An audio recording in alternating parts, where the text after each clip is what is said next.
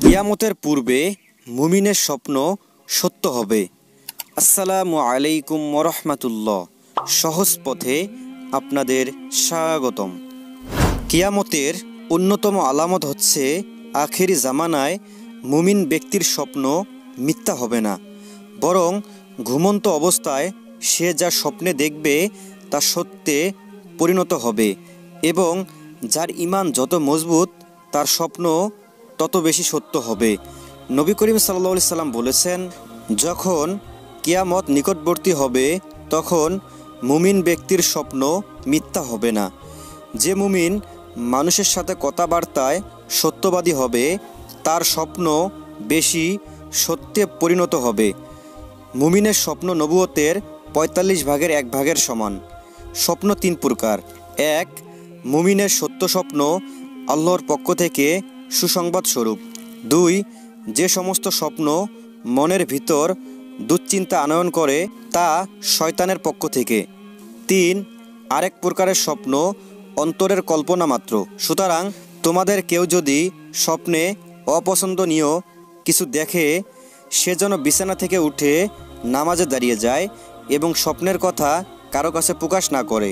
ইবনে আবি হামজা বলেন, আখেরি জামানায় মুমিনের স্বপ্ন সত্য হওয়ার অর্থ এটাই যে অধিকাংশ সময় স্বপ্নে যা দেখেছে তাই বাস্তবে পরিণত হবে।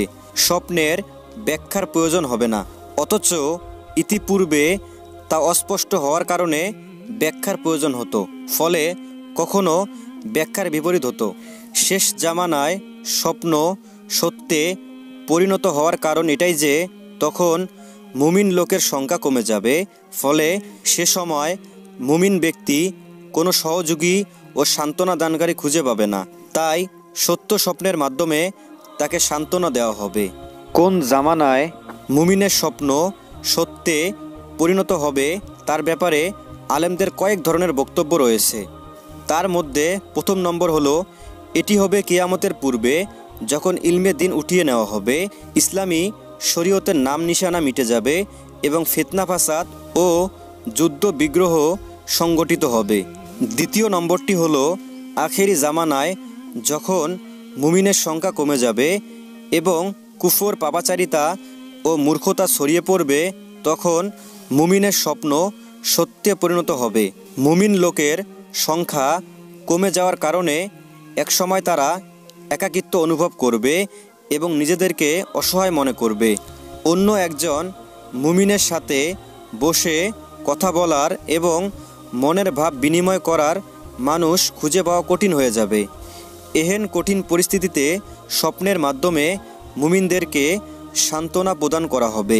নম্বর ৩, এটি হবে আখেরি জামানায় ঈসা আলাইহিস সালাম আকাশ থেকে নেমে আসার পর, কারণ খুলাফায়ে রাশেদার যুগের পর ঈসা আলাইহিস সালামের জামানা হবে সর্বোত্তম জামানা। সে যুগের মানুষ অত্যন্ত সত্যবাদী হবে, কাজেই তাদের স্বপ্ন সত্য হবে।